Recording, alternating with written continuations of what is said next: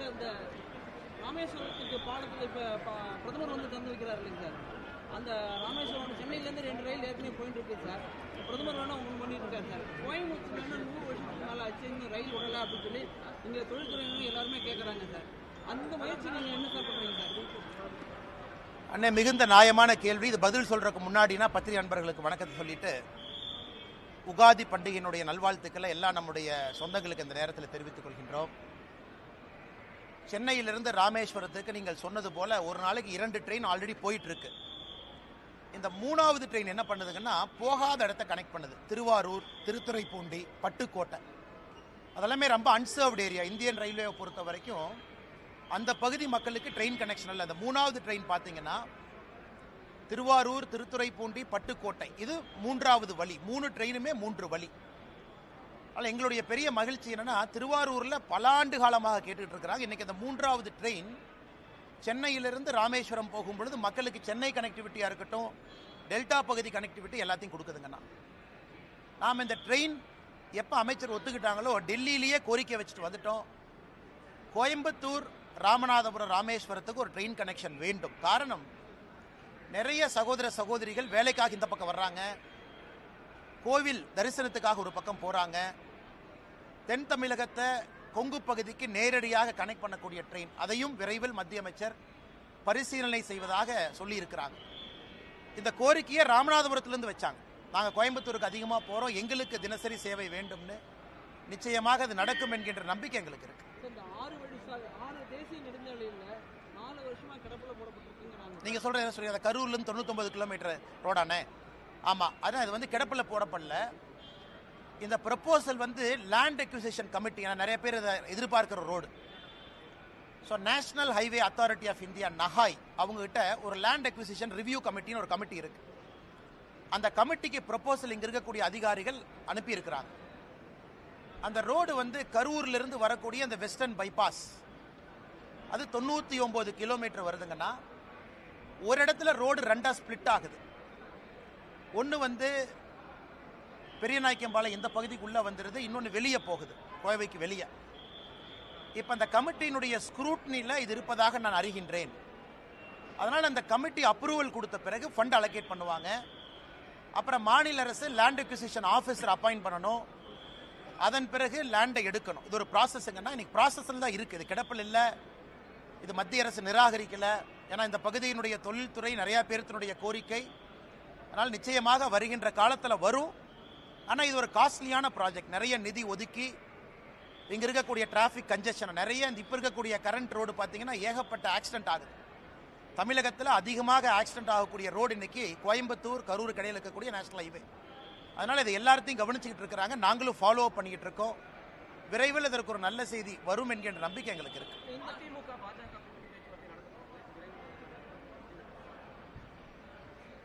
ஆனால் அதை பற்றி நான் எதுவும் பேச விரும்பலைங்கன்னா, காரணம் எங்களுடைய தலைவர்கள், தேசிய தலைவர் நட்டா அவர்களாக இருக்கட்டும், உள்துறை அமைச்சர் அமித்ஷா அவர்களாக இருக்கட்டும், நம்முடைய அமைப்பு பொதுச் செயலர் சந்தோஷ்ஜி அவர்களாக இருக்கட்டும், பாரதிய ஜனதா கட்சி தமிழ்நாடு தொண்டர்களுடைய கருத்தை ஒரு தலைவராக நான் பிரதிபலிச்சிருக்கிறேன். இன்னைக்கு தமிழ்நாடு அரசியல் களம் எப்படி இருக்கு, அரசியல் களம் எப்படி மாறி இருக்கு. ஒரு இந்தியா டுடே அப்ரூவல் ரேட்டிங், அந்த சி ஓட்டர் சர்வே நேற்று ஏதோ ஒன்று போட்டாங்க. அந்த சி ஓட்டர்ல ஒரு மாநிலத்தினுடைய முதலமைச்சருடைய அப்ரூவல் ரேட்டிங் வெறும் 27% இருக்கு. வெறும் 27%. இந்தியாவில் ஒரு மாநிலத்தினுடைய எவ்வளவு மோசமான முதலமைச்சராக இருந்தாலும் ஒரு 40-43% இருப்பாங்க. நல்ல முதலமைச்சராக இருந்தால் 65% போவாங்க. ஒரு மாநிலத்தினுடைய முதலமைச்சருடைய அப்ரூவல் ரேட்டிங் 27%. அதாவது 4ல் ஒருத்தர், 4ல் 3 பேர் வேண்டாங்கிறாங்க, 4ல் ஒருத்தர் தான் வேணுங்கிறாங்க. அது எங்களுடைய கள ஆய்வும் கூட அதே தான் சொல்லுது. அதே நேரத்தில் தமிழகத்தில் பிரதான கட்சிகள் எப்படி இருக்கிறாங்க, பாரதிய ஜனதா கட்சி, தேசிய ஜனநாயக கூட்டணி, நம்மோடு இருக்கக்கூடிய அண்ணன் டிடிவி தினகரன் அவர்களாக இருக்கட்டும், அண்ணன் ஓபிஎஸ் அவர்களாக இருக்கட்டும், தென் தமிழகத்தினுடைய சூழ்நிலை எப்படியான, தமிழகத்தை பொறுத்த வரைக்கும் எல்லா ஜோனும் ஒரே மாதிரி மக்கள் ஓட்டு போட மாட்டாங்க. தென் தமிழகம் வேறு, வாக்கு செலுத்துவதிலே கொங்கு பகுதி வேறு, மத்திய மண்டலம் வேறு, டெல்டா பகுதி வேறு, சென்னை சுற்றி இருக்கக்கூடிய 36 தொகுதிகள் வேண்டும். ஏன்னா நீங்கள் தென் தமிழகம் எடுத்தீங்கன்னா மதுரை கீழே 60 தொகுதிங்கன்னா 60 தொகுதியினுடைய பெர்ஃபார்மன்ஸ் வேற மாதிரி இருக்கும். கொங்கு பகுதி 54 தொகுதி. நீங்கள் தருமபுரி கிருஷ்ணகிரி இணைச்சிக்கிட்டீங்கன்னா 54 தொகுதி. 60 54 பார்த்தீங்கன்னா 114. சென்னையினுடைய 36 அதையும் சேர்த்துனீங்கன்னா 150. இந்த மூன்றினுடைய தன்மை என்ன? மிச்சம் இருக்கக்கூடிய 84 தொகுதிகள் வட தமிழகமாக இருக்கட்டும், மத்திய மண்டலமாக இருக்கட்டும். அதனால் இது எல்லாத்தையும் யோசிக்கணுங்கண்ணா. ஒரு கட்சி தமிழ்நாட்டில் ஜெயிக்கணும்னா 5 மண்டலத்தில் 3 மண்டலத்தை அந்த கட்சி ஜெயிக்கணும். ஒரு கூட்டணியோ கட்சியோ தமிழகத்தில் ஆட்சி களத்துக்கு வர்றாங்கன்னா இந்த 5 மண்டலத்தில் 3 மண்டலத்தை ஜெயிக்காம யாரும் ஆட்சிக்கு வரவே முடியாது. தென் தமிழகத்தையும் ஜெயிச்சு, கொங்கையும் ஜெயிச்சு, சென்னை உட்பட வேற எல்லா பகுதியிலையும் 3 குறைந்தபட்சம் ஜெயிக்கணும். ஸ்வீப் வரணும். 180 190 சீட் நீங்க அடிக்கணும். 234க்குன்னா 4 ஜெயிக்கணும். எனக்கு தமிழகத்தில் பத்திரிகை நண்பர்கள் நீங்களா இருக்கிறீங்க. அந்த சூழ்நிலை எப்படி இருக்குன்னு உங்களுக்கும் தெரியும், எனக்கும் தெரியும். அதனால என்னுடைய வேலை இந்த கட்சியினுடைய தலைவனாக, தொண்டனாக, இது எல்லாத்தையும் மைக்ரோ லெவல் அனாலிசிஸ். நான் எப்பவுமே மேம்போக்கா பேச முடியாது. நான் பத்திரிகையில பேசுறது வேணுங்கண்ணா. எங்களுடைய தலைவர்களுக்கு நான் ஒரு பிரீஃபிங் கொடுக்குறேன் அப்படின்னா மைக்ரோவா போகும். 234 தொகுதி தன்மை எப்படி, ஜாதிகளுடைய திங்கிங் எப்படி இருக்காங்க, ஜாதிகள் வேண்டாம் என்று நினைக்கின்றோம். ஆனால் ஓட்டிங் பேட்டர்ல இன்னைக்கு ஜாதிகள் ஒரு முக்கிய பங்கு வகிக்கிறாங்க. அவங்க எப்படி யோசிக்கிறாங்க, தலைவர்கள் எப்படி பார்க்கறாங்க, தமிழ்நாட்டினுடைய பொருளாதார சூழ்நிலை மக்கள் ஓட்டு செலுத்துவதில் மாற்றத்தை ஏற்படுத்துதா? குறிப்பா தென் தமிழகத்தை எடுத்துங்க. தண்ணி இல்லை, பெரிய பிரச்சனை. விவசாயம் நலிவடைந்திருக்கு. தொழில்துறை வளர்ச்சி இல்லை. அவங்க எப்படி பார்க்கறாங்க? அதனால் நான் என்ன பேசினேன் அப்படிங்கிறத நான் பத்திரிகை நண்பர்கள்ட்ட சொன்னா தவறா போயிருங்கன்னா, ரொம்ப டீட்டெயில்டாக, ஆழமாக, ஆதாரத்தின் அடிப்படையில் எப்படி தமிழ்நாடு இருக்கின்றது, எப்படி செல்ல வேண்டும், மக்களுடைய நலன் எப்படி இருக்கணுங்கிறத நாங்கள் பேசியிருக்கோம். அதனால் கூட்டணியை பற்றி எந்த வார்த்தையும் நான் பேச விரும்பல. அது நம்முடைய உள்துறை அமைச்சர் அமித்ஷா அவர்கள் நேற்று முன்தினம் டைம்ஸ் நவ் சம்மிட் டெல்லியில் பேசியிருந்தாங்க. நீங்க அதை பார்த்தீங்க. அதனால் அவருடைய கருத்தை இந்த விஷயத்தை பொறுத்தவரை இறுதி கருத்தாக நீங்க எடுத்துக்கங்க. என்னை பொறுத்தவரை தமிழகம் நன்றாக இருக்கணும், மக்கள் நல்லா இருக்கணும். அதே நேரத்தில் பாரதிய ஜனதா கட்சியினுடைய வளர்ச்சி தங்குதடை என்று இருக்கணும் அப்படிங்கிறது நான் ரொம்ப தெள்ள தெளிவாக இருக்கேன். எனக்கு எந்த ஒரு தலைவரின் மீதோ எந்த ஒரு கட்சியின் மீதோ கோபம் கிடையாது. யாருக்கும் எதிரானவன் கிடையாது. பாரதிய ஜனதா கட்சியினுடைய வளர்ச்சி எனக்கு முதன்மை, தமிழகத்தினுடைய நலன் அதைவிட முதன்மை. அதனால பொறுத்திருந்து பாருங்க. நான் ஏற்கனவே என்னுடைய ஸ்டாண்டை பொறுத்த வரைக்கும் எப்பொழுதுமே நான் ஓப்பனாக தான் இருந்திருக்கேன். அதில் எந்த மாற்று கருத்தும் இல்லை. நான் டெல்லியில் பேசும்பொழுது தொண்டனாக பணியாற்றவும் தயார் என்கின்ற வார்த்தையும் பயன்படுத்தியிருக்கேன். அதனுடைய பொருளையும் நீங்கள் நல்லா உணர்ந்துக்குங்க. அதனால் அண்ணாமலை அரசியலுக்கு வந்திருப்பது பவருக்காக கிடையாது. அண்ணாமலை அரசியலுக்கு வந்திருப்பது தமிழகத்திலே ஒரு மாற்றத்தை ஏற்படுத்த வேண்டும் என்பதற்காகத்தான். நான் ஆகஸ்ட் 25, 2020 பாரதிய ஜனதா கட்சி டெல்லியில் இணைஞ்சேன். அன்றிலிருந்து இன்று வரை என்னுடைய எண்ணத்தில் ஒரு சிறு பிசுறு கூட கிடையாது. எதற்காக அரசியலுக்கு வந்தேன் என்பதை 5 ஆண்டு கழித்தும் கூட இன்னைக்கும் அதே உணர்வோடு உங்களோடு நின்று கொண்டிருக்கின்றேன். அதனால் கூட்டணி பற்றி விரைவில் நீங்க பார்ப்பீங்க. தமிழ்நாடு பாரதிய ஜனதா கட்சியினுடைய தலைவர் எப்படி இருக்கணும் அதையும் விரைவில் பார்ப்பீங்க. ஸோ என்னுடைய கடமை ஒரு கட்சி முடிவெடுக்கும் பொழுது அக்யூரேட் ஃபீட்பேக், நடுநிலைமையாக, என்னை சார்ந்தோ இன்னொருவரை சார்ந்தோ இல்லாமல் பெர்ஃபெக்ட் அக்யூரேட் ஃபீட்பேக்கை கொடுத்தா கட்சியினுடைய தலைவர்கள் சரியான முடிவெடுப்பாங்க. அதான் என்னுடைய நோக்கம். அதை டெல்லியிலே நான் செய்துவிட்டு வந்திருப்பதாக எனக்கு நானே சொல்லிக் கொள்கின்றேன். அதுக்கப்புறம் தலைவர்கள் எல்லா சூழ்நிலையும் பார்த்து முடிவெடுப்பாங்க.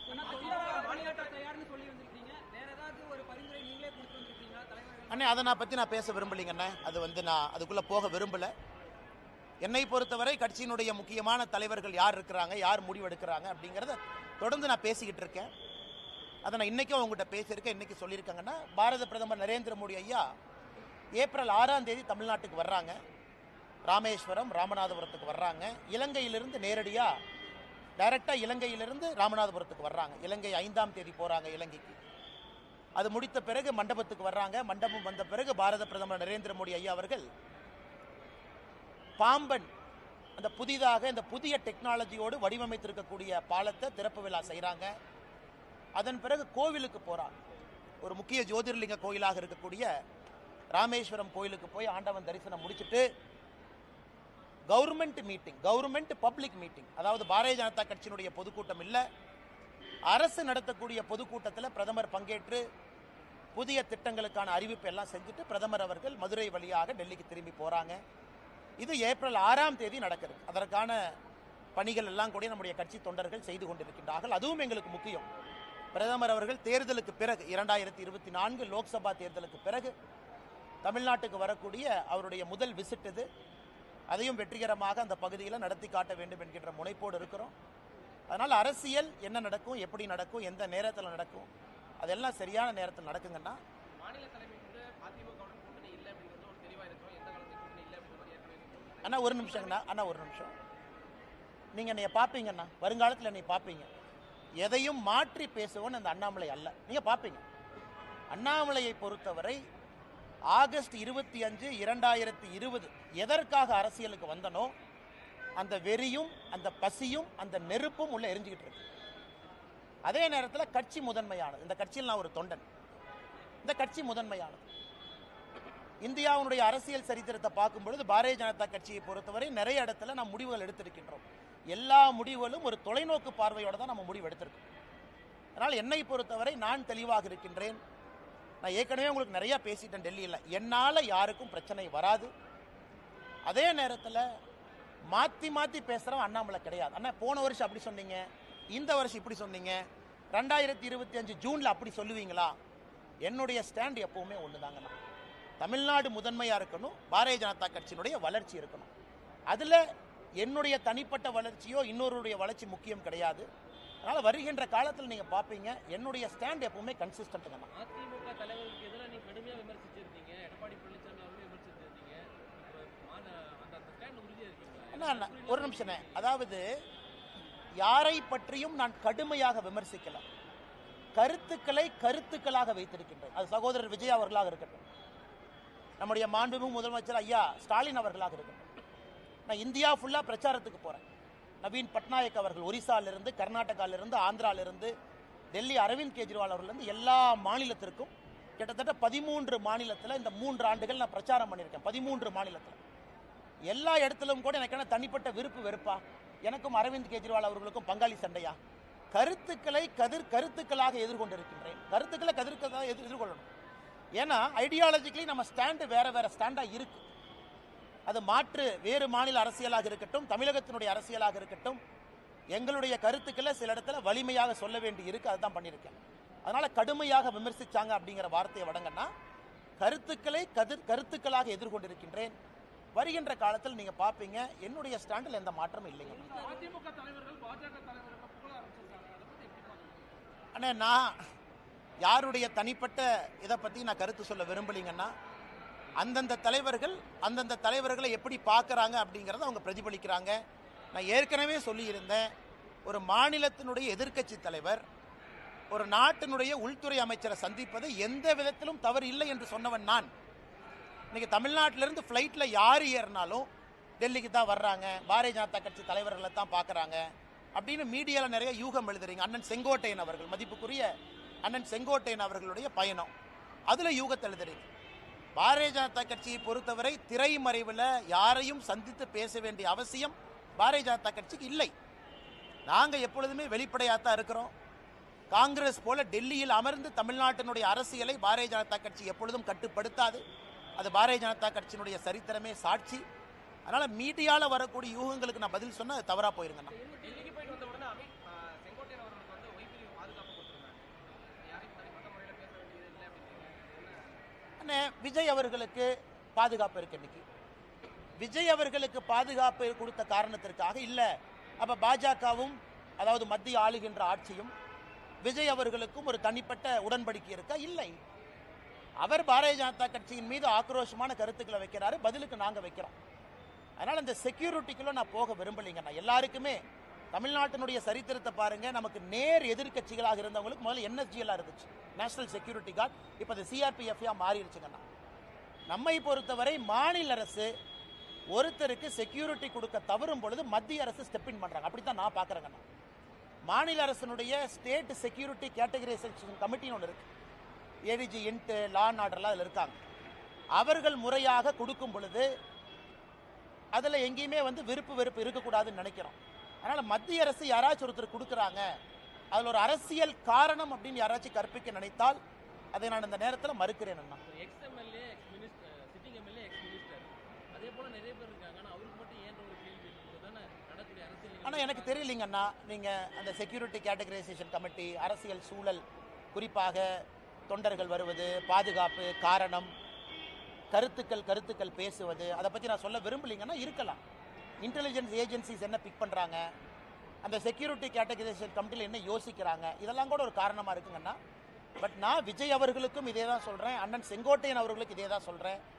மாற்று கருத்து பேசக்கூடிய நண்பர்களுக்கும் நம்ம கொடுத்துருக்கிறோமே, அப்போ நமக்கும் விஜய் அவர்களுக்கும் உறவா? நிச்சயமாக கிடையாது. அப்போ நமக்கும் செங்கோட்டையன் அண்ணனுக்கும் உறவா? நிச்சயமாக கிடையாது. இது வந்து அந்த ரீதியில் தான் நீங்கள் பார்க்கணுங்க. மேடம் கேளுங்க மேடம். இல்லை மேடம், இன்னவே எல்லா அரசியல் கட்சிகளும் அவர்களுடைய நிலைப்பாட்டை தெரிவிச்சிட்டாங்கன்னா மக்களுக்கு அது ரொம்ப சௌரியமாக போயிடும். சகோதரர் விஜய் அவர்களாக இருந்தாலும் கூட அரசியல் எதுக்கு வந்திருக்காங்க, யாரை எதிர்க்கிறாங்க, என்ன காரணத்திற்கு இங்கே அரசியல் பண்ணுறாங்க, அந்த நிலைப்பாட்டை தெரிவிக்கணும்.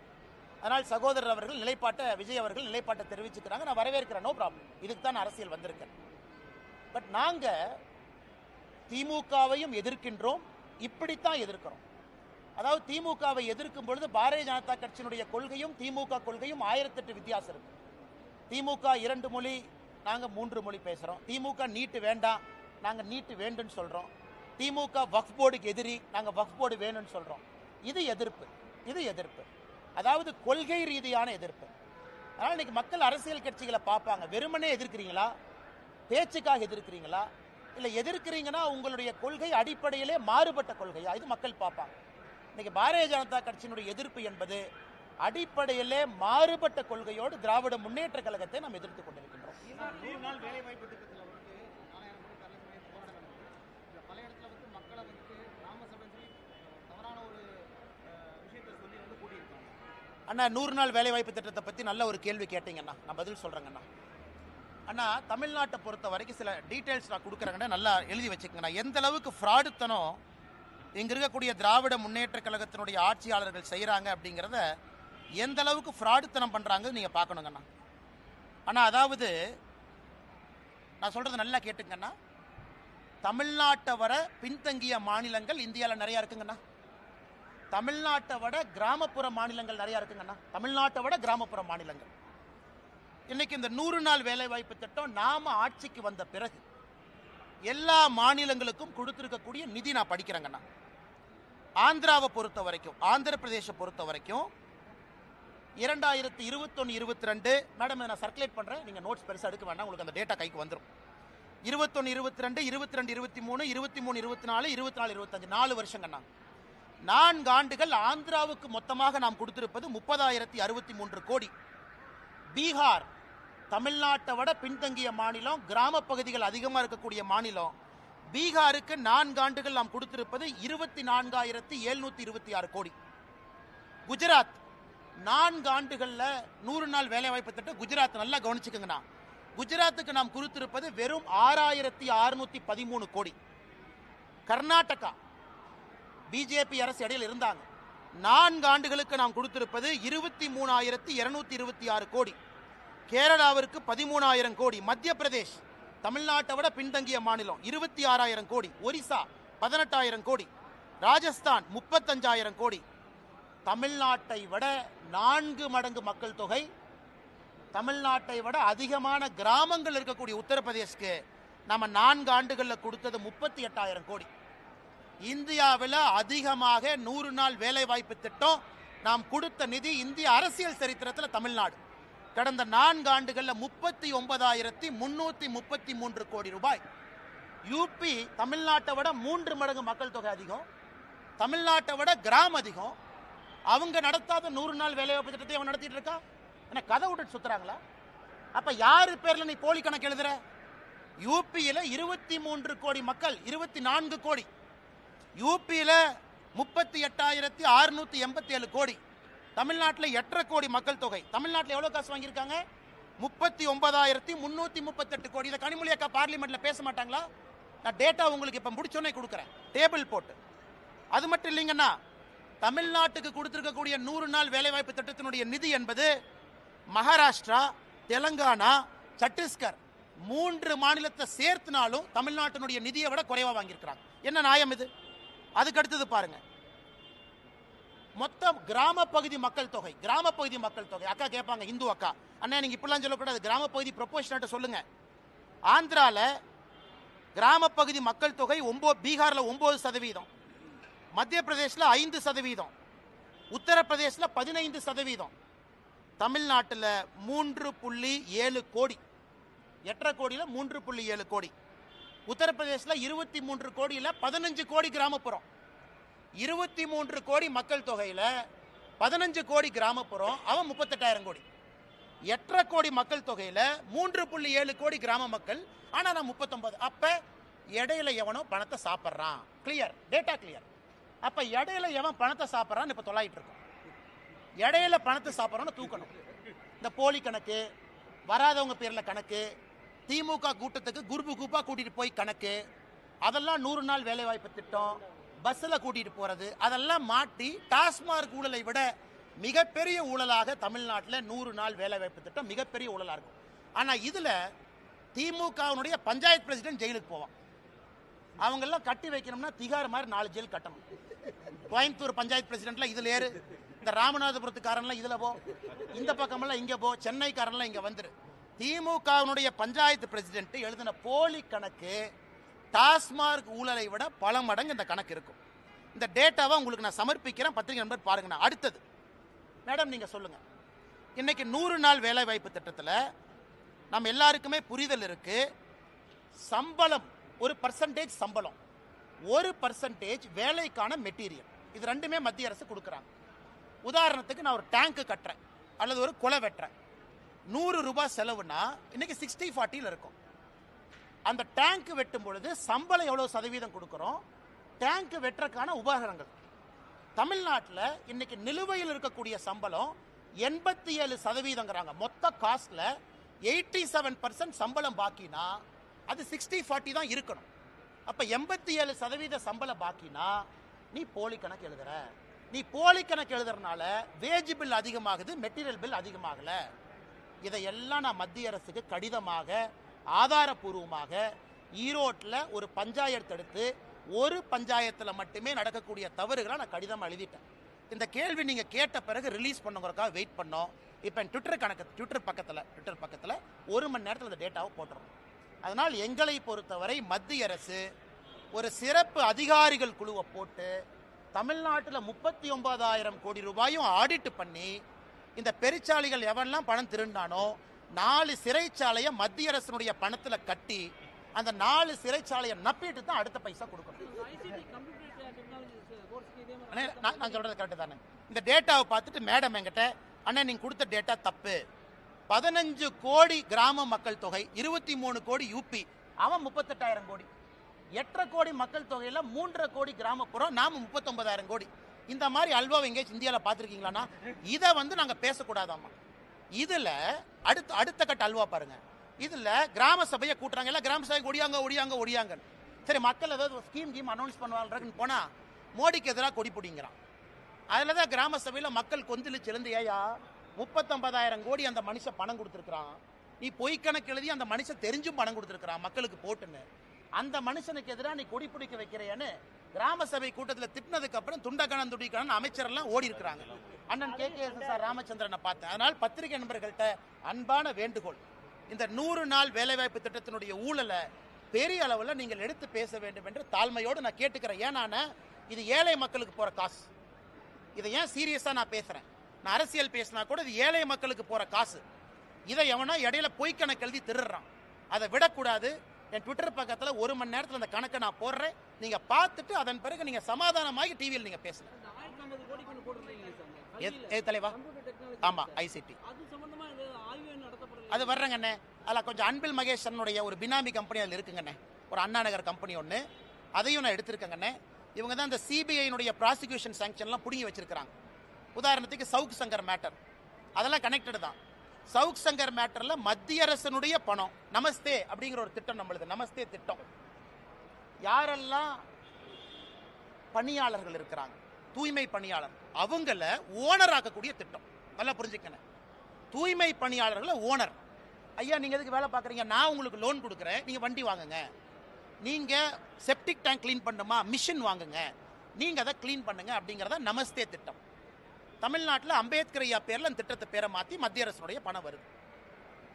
2 cooperative bank, Kanchipuram, Chennai central cooperative bank, 2 பேங்க்ல எப்படி போலித்தனமாக அக்கவுண்ட் ஆரம்பிச்சு எப்படி போலித்தனமா அந்த பணத்தை ஸ்விண்டில் பண்ணிருக்கான்னு காட்டுறேன். ஆனா இதுக்கும் என்னால சிபிஐ போக முடியலையே. மத்திய அரசு பணமா இருந்தாலும் காங்கிரசினுடைய தலைவர் செல்வ பெருந்தகை ஊழல் பண்ற ஆதாரம் கையில் அப்படியே இருக்கு, லட்டு மாதிரி இருக்கு. ஆனாலும் சிபிஐ உள்ள வர முடியல. காரணம், ப்ராசிக்யூஷன் சாங்ஷன் வித்ட்ரா பண்ணிருக்கிறாங்க. அதனால் போராட்டம் போறோம், எடுக்க போறோம், எத்தனை நாள் தப்பிச்சு போயிடுவாங்க பார்க்கலாம். இவ்வளவு ஊழல்கள் நடக்குது. அதனாலதான் முதலமைச்சருக்கு 27% அதிகம், 2.7 இருந்திருக்கணும். அது ஏதோ டாட் சென்டர்ல மிஸ் ஆகி அது 27 வந்துருச்சு. வேற நான் ஒரு சின்ன மனிதன், நாங்கெல்லாம் வளர்ந்து. அண்ணே நீங்க என்ன சொன்னீங்க? அண்ணே நீ ஒரு நிமிஷம் நல்லா கேட்டுங்க, நல்லா கேட்டுங்க. பாரதிய ஜனதா அண்ணா ஒரு நிமிஷம் அண்ணே, பாரதிய ஜனதா கட்சியில முதலமைச்சர் வேட்பாளர் நாங்க டிக்ளேர் பண்ணல. மற்ற கட்சியில சொல்லிட்டாங்களா? முதலமைச்சர் வேட்பாளர் திமுக யாரு? மு.க. ஸ்டாலின் ஐயா. முதலமைச்சர் வேட்பாளர் அனைத்து இந்திய அண்ணா திராவிட முன்னேற்ற கழகம் யாரு? ஐயா எடப்பாடி பழனிசாமி. அவங்க நேச்சுரலி ஆனா ஐயா முதலமைச்சர் இருந்திருக்கிறாங்க. விஜய் அவங்க கட்சியில முதலமைச்சர் வேட்பாளர் யாரு? அண்ணா விஜய் சொல்லிட்டாங்க. பட் எங்க கட்சியில முதலமைச்சர் வேட்பாளர் சொன்னமா? அப்படி இருந்தும் பாரதிய ஜனதா கட்சி 4வது இடத்துல வந்திருக்குன்னா அதை சரித்திரமாக பார்க்கிறேன். தமிழ்நாட்டில் பாரதிய ஜனதா கட்சியினுடைய தலைவர்கள் கிட்டத்தட்ட 10% அவங்க வர்றாங்க, எதுவுமே சொல்லாமைனா பாரதிய ஜனதா கட்சி எந்த அளவுக்கு கட்சியினுடைய வளர்ச்சி இருக்குன்னு பாருங்க. மேடைக்கு யாராச்சும் மைக் எடுத்து எங்க கட்சியில இவங்க தான் முதலமைச்சர் வேட்பாளர்னு பேரே சொல்லல. இது மக்கள் அவங்களா முடிவு பண்றாங்க. அதனால் பாரதிய ஜனதா கட்சியினுடைய வளர்ச்சி அபிரதமா இருக்குது என்பதை நாம் எல்லாருமே உணர்ந்து பேசும்பொழுது பாலிசி ரீதியாக பேசும்பொழுது திமுகவுக்கு எதிரான நிலைப்பாட்டில் இருக்கிறோம். வக்போர்டா இருக்கட்டும், இருமொழி கொள்கை, வீட்டு அதிமுகவும் அதே போலதான் அந்த விஷயத்துல அண்ணா எப்ப கூட்டணி அனௌன்ஸ் பண்றாங்களோ அன்னைக்கு இந்த கேள்வி எல்லாம் கேளுங்க தலைவா. நான் இன்னைக்கு ஊழலை பத்தி பேசிட்டேன், எங்க நிலைப்பாட்டை பத்தி பேசிட்டேன், தமிழ்நாட்டில் பாரதிய ஜனதா கட்சியினுடைய வளர்ச்சியை பத்தி பேசிட்டேன்.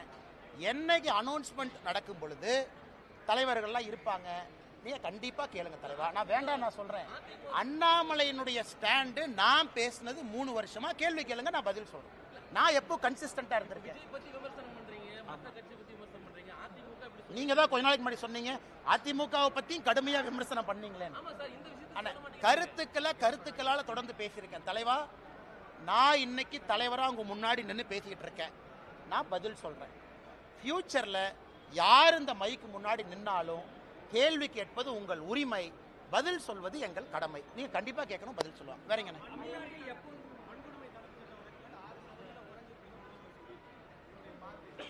அண்ணே, நம்ம முதலமைச்சரை பொறுத்த வரைக்கும் டேட்டாவை கையில் எடுத்துக்குவாருண்ணே. எந்த பீரியடுக்கு குறைஞ்சிருக்குன்னு பின்னாடியே போவார். சட்டசபையில் சட்டம் ஒழுங்கு 2011-12 பார்த்தீங்கன்னா சட்டம் ஒழுங்கு குறைஞ்சிருக்குங்கிறார். சரி, நான் கேட்குறேன், முதலமைச்சர் அவர்களே சட்டம் ஒழுங்குல வெள்ளை அறிக்கை ஏன் கொடுக்கல? நான் தொடர்ந்து சொல்வது 2022ஆம் ஆண்டு, அதுக்கப்புறம் என்சிஆர்பி டேட்டா என்ன வரலீங்கண்ணே. நானும் ப்ரெஷர் போட்டுட்டு இருக்கேன், தயவு செஞ்சு என்சிஆர்பி டேட்டாவை கொடுங்க. 2022ஆம் ஆண்டு என்சிஆர்பி டேட்டாவை பார்த்தீங்கன்னா பெண்கள் குழந்தைகளுக்கு எதிரான குற்றம் தமிழ்நாட்டில் ஒரே ஆண்டில் 8.9% உயர்வு. அதுக்கப்புறம் அபிஷியல் டேட்டாவே இல்லை. அதனால முதலமைச்சர் எந்த டேட்டாவை பார்த்து பேசிட்டு இருக்காருன்னா, எந்த டேட்டாவை பார்த்து ஒரு எம்பி, காங்கிரஸ் எம்பி பார்லிமெண்ட்ல கேட்கறாங்க, என்னையா டேட்டாவே சொல்லினு. அமைச்சர் சொல்றாங்க, அண்ணே டேட்டா நான் சொல்ல முடியாது, மாநில அரசு டேட்டா கொடுத்தா தான் நான் கொடுக்க முடியும். மாநில அரசு டேட்டா கொடுக்க மாட்டாங்க, கொடுத்தா தானே என்சிஆர்பியில் வரும். ஸோ இவங்களுடைய ஆட்சி வந்த பிறகு குற்றங்கள் அதிகமாக இருக்கு. இது பாராளுமன்றத்தில் அஸ்வினி வைஷ்ணவ் அவங்க பதில் சொல்லியிருக்காங்க. மேடம், நீங்க தமிழ்நாட்டில் டேட்டா கொடுத்தா பப்ளிஷ் பண்றதா எங்க வேலை. தமிழ்நாட்டு அரசு கிட்ட போய் டேட்டா வலுக்கட்டாயமாக வாங்கக்கூடிய உரிமை எங்களுக்கு இல்லை. அதனால முதலமைச்சர் அவர்கள் எந்த காலகட்டத்தை பார்த்துட்டு இருக்காரு, எங்க பப்ளிக் டேட்டா எங்க? பத்திரிகை நண்பர்களுக்கு வெள்ளை அறிக்கை பப்ளிக் டேட்டா கொடுக்கணும். 2021, 22, 23, 24, 25 வேண்டாம், உங்க முன்னாடி கொடுக்கட்டும். உமன் அண்ட் சில்ட்ரன் எவ்வளவு, கேங் ரேப் எவ்வளவு, அட்ராசிட்டி அகேன்ஸ்ட் உமன் எவ்வளவு, SC ST prevention of atrocity act என்ன, எதுவுமே இல்லாம எப்படி நான் பதில் சொல்றது? எந்த பீரியடு, எந்த காலகட்டம், எந்த ரேஷியோ?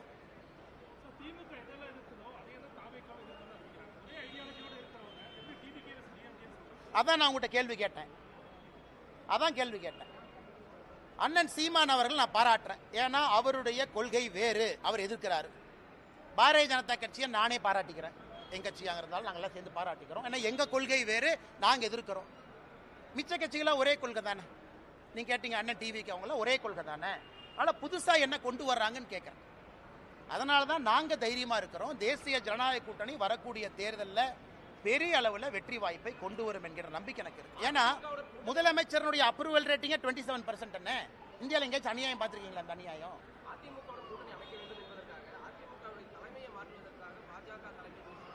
எங்களுக்கு என்ன தலைவா? எங்களுக்கு இந்தியாவில் 1008 வேலை இருக்கு, இதான் எங்க வேலையா? தமிழ்நாட்டில் 1008 வேலை இருக்கு, இதான் எங்க வேலையா? இங்க பாருங்க அண்ணன், அண்ணன் இங்க பாருங்க, மரியாதைக்குரிய அண்ணன் எடப்பாடி பழனிசாமி அவர்கள் தமிழ்நாட்டினுடைய எதிர்க்கட்சி தலைவர். அவருடைய கட்சி தொண்டர்களால் அங்கீகரிக்கப்பட்ட ஒரு தலைவர். அதில் தெளிவா இப்ப உங்களுக்கு சொல்லிடுறேங்க. எதிர்க்கட்சி தலைவராக இருக்கிறாங்க, முன்னாள் முதலமைச்சராக இருந்திருக்கிறாங்க, அவர்களுடைய தொண்டர்களால் அங்கீகரிக்கப்பட்ட தலைவர். அந்த கட்சிக்குள்ள இருக்கக்கூடிய பிரச்சனைக்குள்ள நான் போலிங்க. தொண்டர்கள் வர்றாங்க, பொதுச் செயலராக ஏத்துக்கிட்டாங்க. பாரதிய ஜனதா கட்சி எதற்காக இன்னொரு கட்சியில் நாங்கள் தலையொண்ணுங்கன்னா அது எங்க வேலையே கிடையாது. எதுக்கு எங்க வேலை? மரியாதைக்குரிய அண்ணன் எடப்பாடி பழனிசாமி அவர்கள் எதிர்க்கட்சி தலைவராக உள்துறை அமைச்சர் ஐயாவை போய் பார்க்கறாங்க, பேசிட்டு வர்றாங்க. நாங்க எப்ப இன்னொரு கட்சிக்குள்ள நாங்க பூந்து அதே வேலை கிடையாது. அண்ணே 2021 இருந்து இந்த ஸ்டாண்டை நான் சொல்றேன், மேல இருந்து பாரதிய ஜனதா கட்சி இன்னொரு கட்சியை அழித்து வளரும் என்று நினைத்தால் பாரதிய ஜனதா கட்சியும் அழிந்து விடும் என்று தொடர்ந்து சொல்லியிருக்கு. ஆர்கானிக் growth தான் பாலிடிக்ஸ்ல நிற்கும். பாரதிய ஜனதா கட்சி எந்த ஒரு கட்சியும் அழிச்சு வரமாட்டோம், எந்த ஒரு கட்சியும் மேனிப்புலேட் பண்ணி வரமாட்டோம். ஜனநாயகம் என்பது 2000 வருஷமா இருந்துச்சு, இன்னும் 10,000 வருஷம் இருக்கும். ஆனால் நாங்கள் எந்த கட்சி தலைமை கிட்ட எங்கேயும் போக மாட்டோம். யாரோ ஃப்ளைட் ஏறி வர்றாங்க, யாரோ யாரையோ பார்க்குறாங்க. அதனால் உங்களுடைய முடிச்சுக்களுக்கு நான் எப்படி பதில் சொல்ல முடியுங்கன்னா, எடப்பாடி அண்ணனை பற்றி நான் சொல்லிட்டேனே, மரியாதைக்குரிய எதிர்க்கட்சி தலைவர், அந்த கட்சியினுடைய பொதுச் செயலாளர், அவங்க தொண்டர்களோட கட்சி நடத்துறாங்க. அவங்களுக்கு இருக்கக்கூடிய கோர்ட்டு கேஸ் அவங்க பிரச்சனை. இதுல எங்களுடைய பாத்திரம் எங்க வந்துச்சுங்கன்னா, கடைசி கேள்வி எடுத்துக்கலாமானே? அதுதான் பதில் சொல்லணும்னா, திராவிட முன்னேற்ற கழகத்துக்கு எதிராக தமிழகத்திலே அதிக போராட்டங்களை நடத்தியவங்க யாரு? பாரதிய ஜனதா கட்சி. திமுகவுக்கு எதிராக அதிக டிஃபமேஷன் கேஸ் 1440 கோடி ரூபாய் யார் மேல இருக்கு? என் மேல. கடந்த 4 ஆண்டுகள்ல தமிழகத்தில் ஒரு கட்சி தலைவரின் மீது அதிக எஃப்ஐஆர் போட்டிருக்காங்க. நான் எனக்கு செகண்ட் காம்படிஷன் இல்லை, நான் தான் ஃபர்ஸ்ட். இந்த செகண்ட் ரேஸே இல்லை. எனக்கு போடப்பட்ட எஃப்ஐஆர்ல 10% கூட எனக்கு பின்னாடி இருக்கிற தலைவர் மேல போடல. வீட்டு கொடிக்கம்ப பிரச்சனை ஒன்னு அனலைஸ் பண்ணி பாரு. திராவிட முன்னேற்ற கழகத்தை தீர்க்கமாக எதிர்த்து தினமும் பேசுறது யார்? ஊழலை வெளியே கொண்டு வர்றது யார்? ஒரு ஊழலாக சுட்டி காட்டுவது யார்? இங்கிருந்து டெல்லிக்கும் அங்கிருந்து பிரச்சனையை தீர்ப்பது யார்? ஆனால் என்ன போச்சுன்னா, இன்னைக்கு வாய் வியாபாரிகளுக்கு என்னன்னா, மாமனார் பணம் இருக்கு, கொளுத்து போய் கிடக்குறாங்க.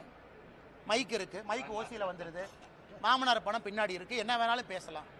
அது தமிழ்நாட்டு அரசியலுடைய சாபக்கேடு. அவங்க எங்க வேலை பார்த்தாங்க? சர்வீஸ் பண்ணாங்களா? 10 ஆண்டு காலம் மத்திய அரசுக்காக உயிரை துச்சமென மதிச்சு புல்லட்டை எதிர்த்து நின்னாங்களா? கிடையாது. சோசியல் சர்வீஸ்னா என்னன்னு மக்களுக்கு அடிப்படையில், என் காலேஜ் முடிச்சோடனே ஒரு பிரைவேட் கம்பெனிக்கு வேலைக்கு போனா இதுவரை தனியார் நிறுவனத்தில் 1 ரூபாய் நான் சம்பாதிச்சது கிடையாது. 1 ரூபாய். ஏன்? பிரைவேட் கன்சர்ன்ல எப்பவுமே போனதில்லை. டே 1ல இருந்து அரசு வேலையில் இருக்க. டே 1ல இருந்து எப்போ வந்து இங்கே பிஎஃப்ஜியில் படிச்சுட்டு ஐஏஎம் லக்னோவில் முடிச்சனோ அப்ப இருந்து என்னுடைய சம்பளம் என்பது மக்களுடைய வரிப்பணம் தான் என் சம்பளம் 10 ஆண்டு காலம். அதன் பிறகு விட்டுட்டு அரசியல். இதுவரை தனியார் நிறுவனத்திலிருந்து 1 ரூபாய் நான் சம்பளமா வேலை செஞ்சு வாங்கல. அப்ப யார் சர்வீஸ் பண்றாங்க? என்னுடைய சொந்த கம்பெனி நடத்துறேன், அந்த கம்பெனியுடைய சேலரி நான் வாங்குறது இல்லை. ஏன்?